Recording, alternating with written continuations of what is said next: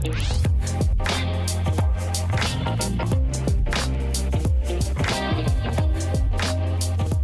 episode of the Farbank Fly Fishing School series focuses on the utter delight and beauty that fishing a spring creek brings to the angler.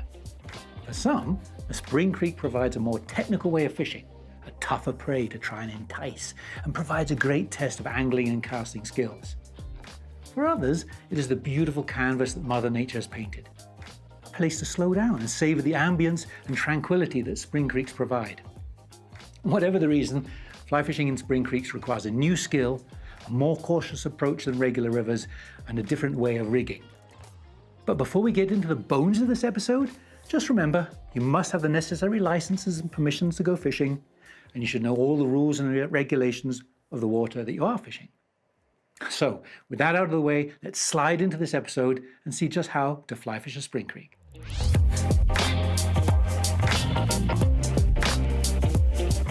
So let's take a look at what a spring creek is. Or in the UK, you could call them chalk streams, where I'm from. I love fishing chalk streams, spring creeks, and they're kind of a similar type of river. And basically, these are rivers that evolve from the ground. There might be a spring bubbling up from underground and pushing a load of water down. There might be a water aquifer that's a little high and it just drains out and the water comes out of the ground. They're not really rain-fed so much. The water temperatures are usually fairly set. They don't fluctuate too much. They don't really change in color with a lot of rain, which is what's good about the spring creeks. So a spring creek is a special fishery to go to. You might say, well, why would you fish a spring creek? Well, one option is you live in the area of spring creeks. You may live in Hampshire in the UK, and all that's around you are chalk streams. So you're going to fish a spring creek or a chalk stream. Same with the US. You might live in an area where there's only spring creeks, and that's your local fishery. But to other people, the other reasons for fishing spring creeks is one, they're very, very technical. The waters are clear, they're filtered by the ground. As I said, rain doesn't really affect them, so the water is almost invariably clear. And that clear water presents a whole pile of challenges. Spooky fish, they can see you. Slower waters, they can hear you. So a lot of people like the challenge of spring creeks. And perhaps above everything, spring creeks are usually very, very pretty. They're beautiful rivers. They tend to flow through slower meadow-like land. The water's slower, there's less gradient. It's picturesque. There's just beautiful fisheries to be hanging around. So a lot of people just love to hang out and fish a spring creek because it's so pretty. Now, the thing about spring creeks, it does create unique fishing challenges. First of all, as I mentioned, the water's going to be clear and the fish will see you. And if they see you, they bolt. So you've got certain challenges because of the clarity of the water. You've also got slower water, and that slower water means that if you wade with a splash or a noise, or you step in firmly, or you stumble, or you make a lot of noise, those slower waters, the ripples and noise spread out more and scare your fish. That's another challenge. And perhaps one of the more complex challenges that you really don't understand until you get to the river is that spring creeks tend to be more of an alkaline-based water.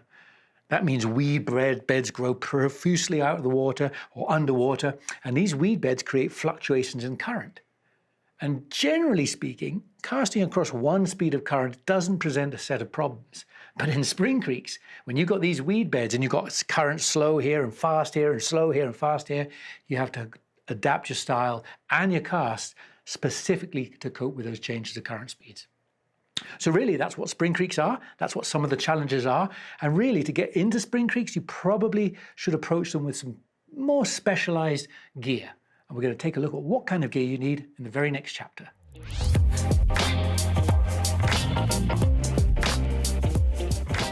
Now, you don't need any particular gear to fish a spring creek, right? It'd be ludicrous to say, oh, you need a special outfit to fish a spring creek. You can just use your regular river outfit or even your lake outfit and go down and catch fish. But if you do a lot of spring creek fishing, then a couple of things to take into account which will help your day on the water. First of all, spring creeks tend to be a bit slower and a bit narrower. You're not going to need long casts. And also because of the clear nature we talked about in that earlier chapter, fish are spooky and you're going to tend to fish thinner diameter monofill and leaders and tippet material. And both of those suggest using rods that are either a bit lighter in line size or maybe a bit slower in action. For me, my go-to spring creek rod is this Trout LL from Sage. It's just a medium action rod. I don't need to cast far, so I don't need a fast action rod. But what I like about a medium action rod is I can fish some really thin tippet material and set the hook and play the fish, and there's a bit more shock absorption with that. So for me, I like something like this for fishing smaller spring creeks.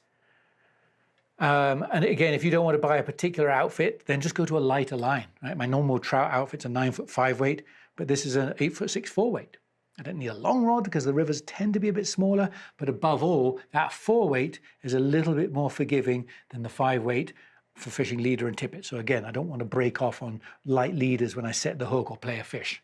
So those might give you a little bit of an edge, not necessary, but just observations to understand that will benefit your day on the water. In addition to the rod, of course, you have to have a fly line, and perhaps one of the most important things about the fly lines is you don't want to spook the fish. You're not going to catch a fish if it's not there.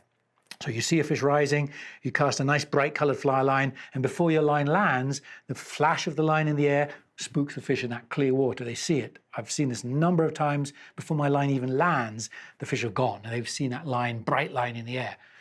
So maybe consider investing in a line that's a little bit more darker, a bit more subdued color.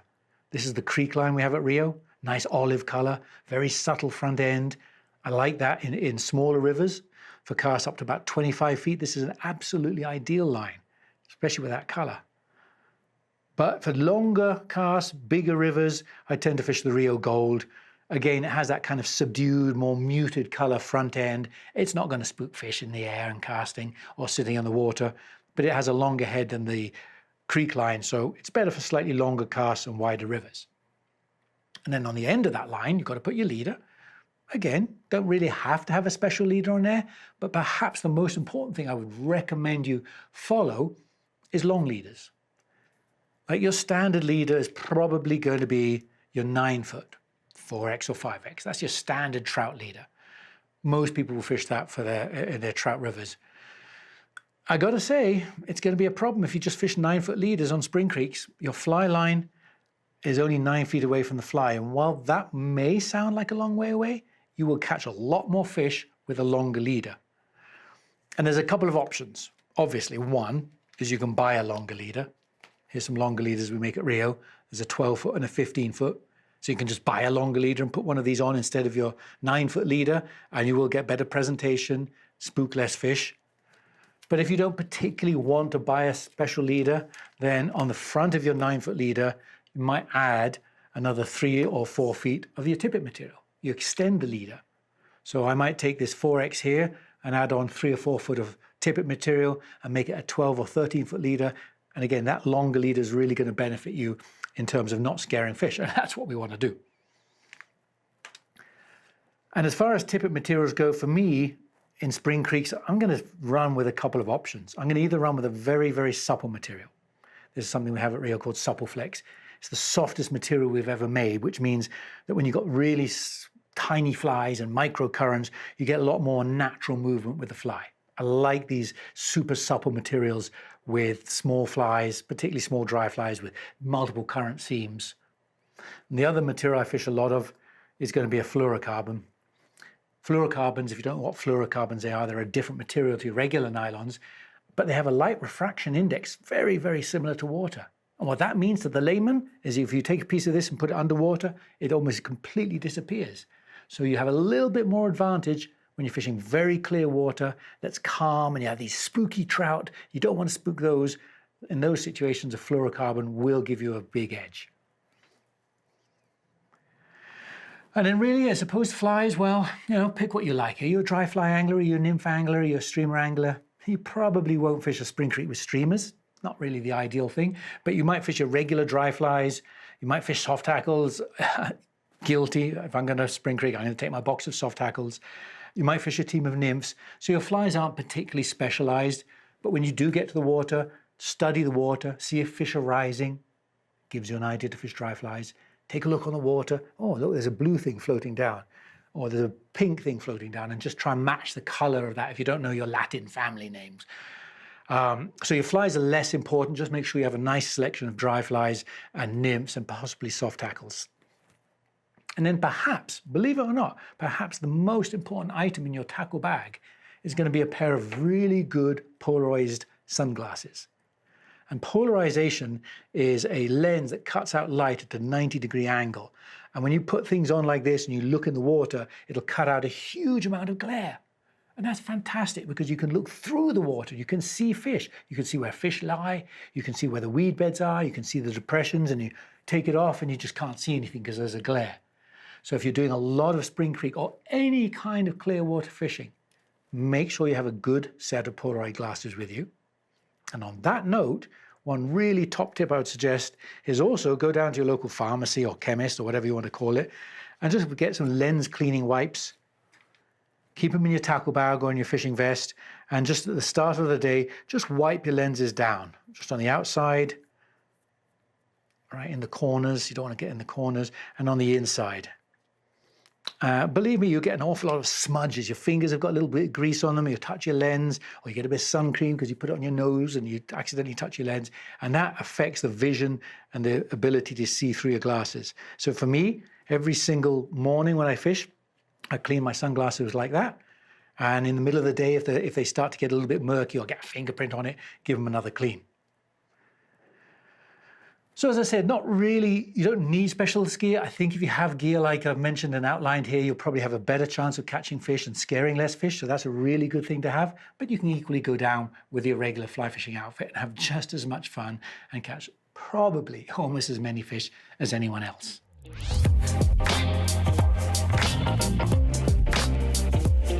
So here we are. We're on a beautiful spring creek in Montana. I'm not going to tell you where it is, but it's a beautiful spring creek and there's a lot of good fish in here. And we're here to show you how to fish a spring creek. But before we show you how to fish a spring creek, let's run through a couple of things that's going to help you catch fish. And that is, don't scare them. And that means understanding a few subtle things at the way you approach. For example, don't wear bright color clothes. Wear more subtle camouflage, more darker hued, subtler toned clothes. That's a help there. When you walk along a riverbank, bear in mind the fish are low down and you might have a silhouette against the sky. So try and never walk along a skyline. And as you're walking along a riverbank, particularly in an area where you want to fish, keep low. A low approach is much better than a high approach. Walk really slowly. Fast moves are more obvious to fish and that will spook them. So keep low, walk slowly, and avoid the skyline. And those are kind of your top tips for approaching the water. And then when you get to a nice piece of water, just watch it from a long way away. Look for rising fish. If they're rising, we're going to fish a dry fly. But if they're not rising and the pool looks really good because it looks like a good pool, they're still there. They're probably feeding on nymphs, so you're going to fish nymphs in that pool. So you study from afar, get an idea of what the pool looks like, where the fish are probably lying, what they're feeding on. And then once you've got that, you formulate your plan, you set up your outfit, your dry flies or your nymph or your hopper dropper. And now you've got to wade into position. And wading also requires certain skills on spring creeks. Again, the fish are very spooky in these waters. They're clear, they can see a lot, the waters are still, so noise and sound travels a long way. So the first thing when you're wading is wade really, really slowly. Don't make any splashes, don't make any sudden noises. That'll send out ripples and waves and alert fish, particularly in slow pools like the one Hannah's fishing here. And also, when you wade, if you have the option, try and wade from below the fish upriver rather than downriver. And the reason for that is the noise and mud and anything you kick up will wash downstream in the current. So if you can approach the fish from below it and you create a noise or you create mud, it's more likely to wash away from the fish rather than towards the fish. So subtle approaches like that will get you closer to the fish, which gives you a chance for a better cast and gives you a chance for a better fish. So really, that's all there is to the spring creek. Just be a little bit more cautious. Remember, these are wild animals, wild creatures, and they're on red alert. They're ready to be spooked. So just approach them with an awful lot of care. And then when you've done that, well, you're in a position to make the cast. And that is what we're going to talk about in the very next chapter.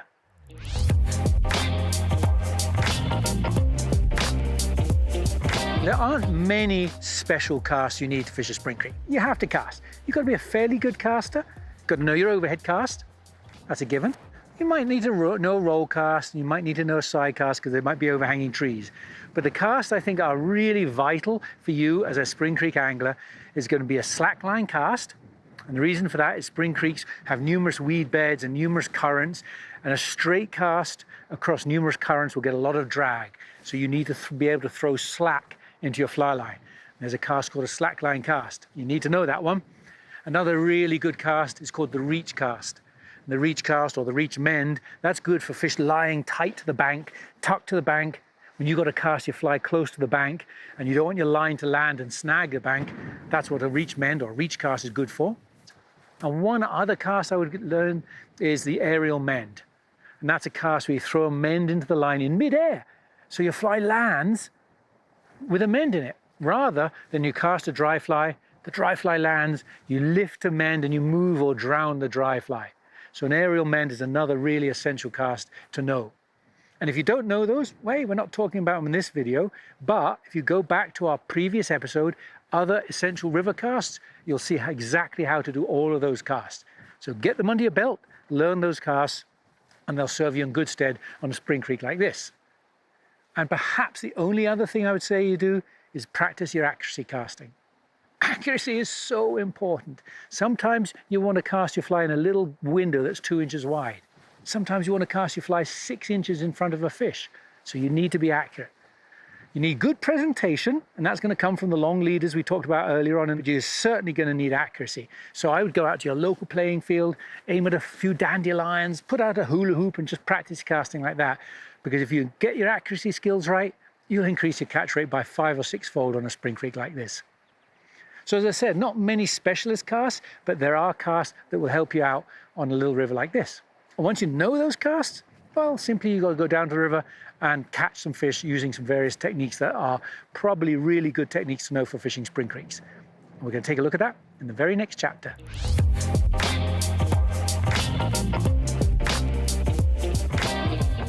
So how do you fish a spring creek? Well, the first thing is with stealth. We've mentioned that time and time again in this episode. Stealth, careful, don't spook the fish. Spook the fish, you won't catch it. Other than that, it is a river, and that means you can fish it with any technique you like for fishing rivers. If you want to fish a streamer, by all means fish a streamer. You'll catch plenty of fish on streamers in a little spring creek. You can fish a nymph and indicator, you can fish soft tackles. But to me, the essence of spring creeks is the stealth, the difficulty of it. And so I like to find the slower pools. I like to look at those slow pools. I like to find a rising fish. I like to wade into a casting range and watch those fish rise. I like to try and position my dry fly so it lands just above the fish and I get this lovely drag-free drift. I want to see that head come up and eat it, slow lift set, and I want to catch a fish that way. I love that. That's, to me, the essence of spring creek fishing. If you want to make it a little bit harder, as you walk the river, especially on a sunny day, and especially on those slower pools, look for fish lying a bit deeper. They're not rising, but you can see them underwater, and they might be moving to the side or up a little bit and dropping back, and those fish are feeding underwater on nymphs. And in that situation, I love to fish a nymph. I don't fish an indicator in those situations. The water's calm. I don't want to scare the fish with a big visible indicator that lands with a plop. So I fish no indicator, little bit of a nymph, chuck it upstream, and watch for that line just to tighten. Very technical, very satisfying way of fishing. Now, if you're getting into fly fishing, you don't really want to have those technical skills, you want something a little bit easier, you can certainly fish the nymph with an indicator, but I wouldn't put the big bobber type thing on. Too much indicator splash, too much visibility. So in those situations, I tend to go to something like this. This is called a Kahuna LT strike indicator we make at Rio. It's a tiny little thing. You break a piece off and you thread it on your leader and it creates this tiny little indicator that lands with incredible softness. And its silhouette is tiny, so it doesn't scare fish, but it's still a great indicator. So that's another really good option. And then if you get out of those slower pools and the slower waters into pools more like Hannah's fishing here, she's fishing this little bit of a fast neck, can't see rises, you can't see the fish underwater. In those pools, the hopper drop is probably the master technique. You tie your dry fly on and you hang a little nymph or a small weighted nymph underneath that dry fly and you watch the dry fly for it to bob under or get grabbed by a fish. So it does depend a little bit on the water. I'm not going to go into more of how you fish those techniques. If you haven't fished any of those techniques, just check back on some of our previous episodes. We have episodes on dry fly fishing and nymph fishing and even soft tackle fishing and streamer fishing. And you can check those and learn out these techniques. But for me, as I said, the spring creek, I love the magic and the beauty of the spring creek. I love the technicality of fishing for spring creek. I love those slower waters. And I hope you get the chance to get out on a spring creek and just see how wonderful it is to fish spring creeks with any of those techniques. And above all, get out there and have a little bit of fun.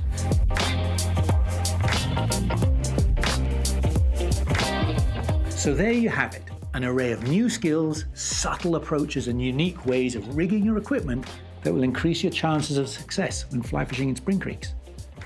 I love the relaxed beauty of such wonderful fisheries.